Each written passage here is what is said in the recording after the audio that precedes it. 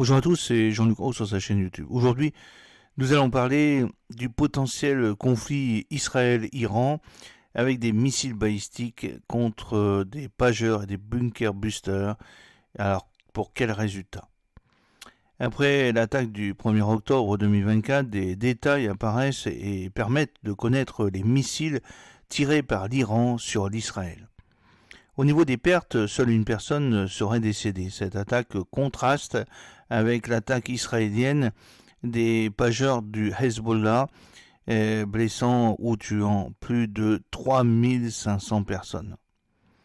Le Fatah-I, utilisé pour la première fois à grande échelle, selon le Missile Threat Project du Center for Strategic and International Studies, le CSIS, l'Iran dispose d'un arsenal de 3000 missiles balistiques. Lors de l'attaque du 1er octobre 2024, Téhéran a principalement utilisé des missiles balistiques Fatah 1 et Kebarsheka, ces deux modèles disposant chacun d'une portée estimée à 1400 km.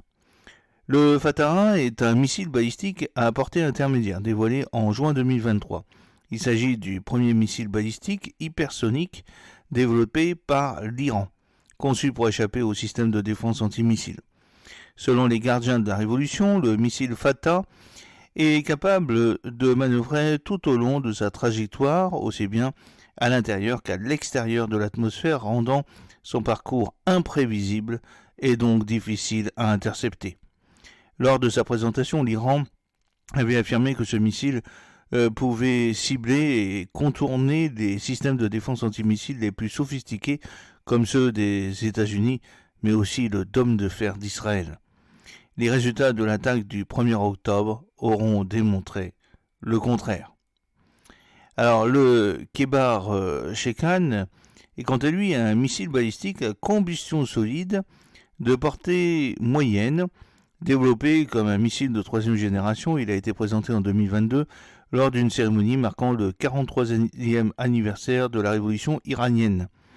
Le missile utilise un carburant solide et sa tête explosive est manœuvrable en phase terminale, ce qui lui permet d'échapper aux défenses aériennes. Il a une portée d'environ 1450 km, 900 miles, lui permettant d'atteindre diverses cibles à distance.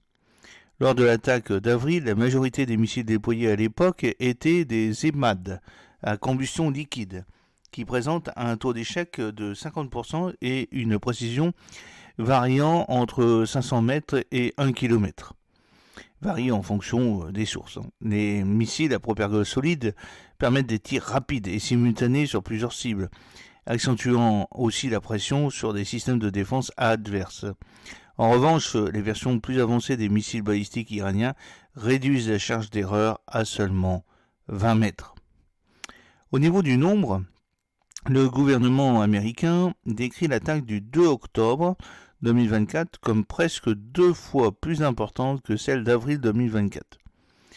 Contrairement à cette dernière, qui utilisait principalement des drones et des missiles de croisière plus lents, permettant au système de défense de réagir plus efficacement, et seulement 120 missiles balistiques, pas moins de 200 missiles balistiques auraient été tirés sur Israël en ce début de mois d'octobre 2024.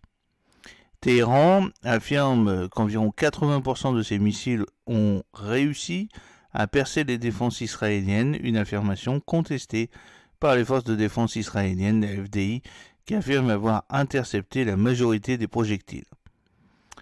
Alors, c'est un système de défense israélien sophistiqué. Lors de cette attaque, le principal système utilisé pour intercepter les missiles iraniens a été David Sling, développé en partenariat avec les États-Unis. Il est conçu pour détruire les missiles balistiques de portée moyenne, jusqu'à 300 km, le système Arrow 2 et Arrow 3, qui permettent quant à eux d'intercepter des missiles à longue portée dans la haute atmosphère, ont également été utilisés. Cette bulle multicouche comprend aussi d'autres systèmes antiaériens, mais n'ayant pas une capacité anti-missile balistique, ou encore des systèmes CERAM pouvant intercepter des roquettes, obus d'artillerie et mortiers. Alors, Cette petite vidéo décrit cette bulle antiaérienne multifonction et surtout multicouche de haute précision. En outre, l'impact économique des interceptions reste considérable. Chaque missile tiré par le système Arrow coûte environ 3,5 millions de dollars, tandis que le coût d'intercepteur de David Sling avoisine 1 million de dollars. Toutefois, le coût général de ces interceptions ne prend pas uniquement en compte le coût d'interception directe, missile intercepteur, mais aussi le coût des vies sauvées, bâtiments non détruits, systèmes militaires sauvés. Et encore, certaines cibles militaires comprennent logiquement des personnels avec une expérience parfois longue, des formations coûteuses, sans parler de l'économie locale.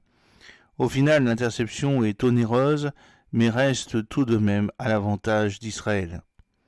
Alors, quelles sont les évaluations des dégâts et les conséquences des frappes? Malgré l'ampleur de l'attaque, les dégâts matériels en Israël sont restés relativement limités. Les forces de défense israéliennes, FDI, ont signalé des dommages sur la base aérienne de Tel Nof, sans aucun F-35I détruit, ainsi que dans certaines zones civiles, la base Ort Tel Of n'aurait également pas été touchée. Alors, des vidéos circulent sur les réseaux sociaux montrant des missiles survolant des villes majeures comme Tel Aviv et Jérusalem, suivies d'explosions dues à l'interception des projectiles. La seule victime confirmée est un homme de 38 ans originaire de Gaza, tué par des débris de missiles. La scène a été filmée par une caméra de sécurité dans la rue, mais la vidéo ne sera pas publiée dans cette vidéo. Alors, quelles sont les réactions israéliennes? Beaucoup comparent ces frappes avec l'attaque des beepers au Liban. Pour rappel, cet appareil de communication électronique primaire fonctionne en boucle fermée et n'est pas ou moins difficilement piratable.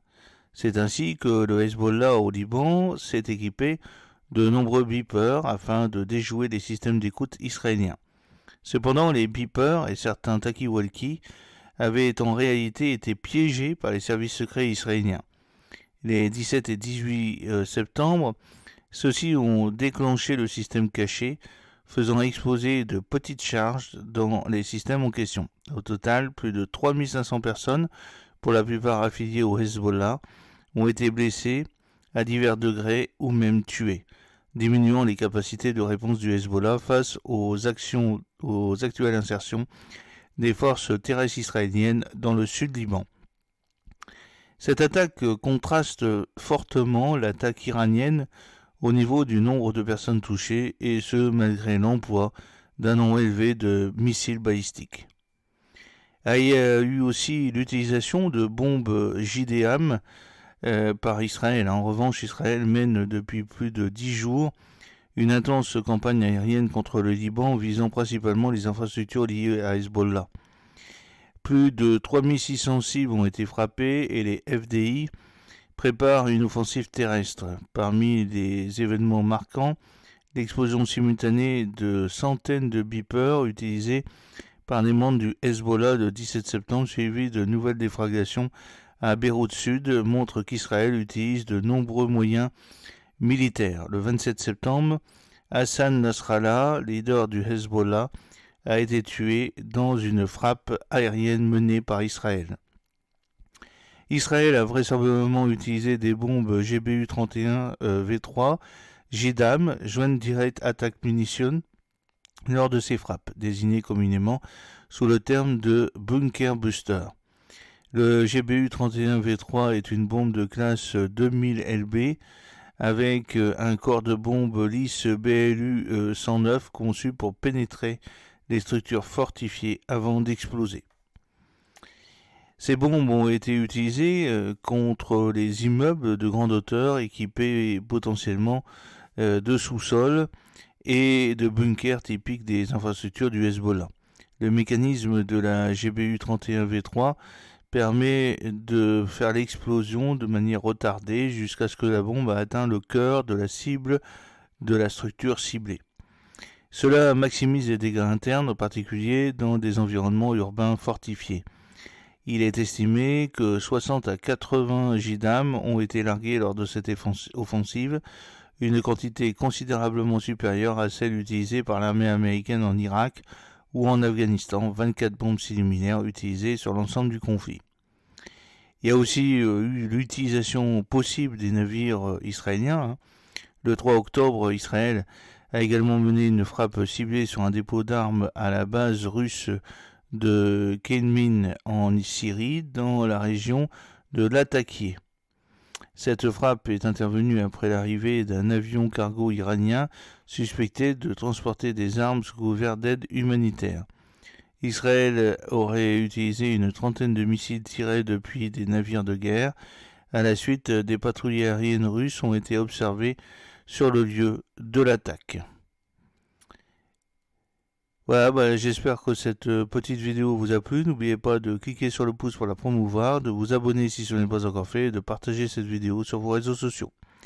A très bientôt, fidèlement, Jean-Luc O.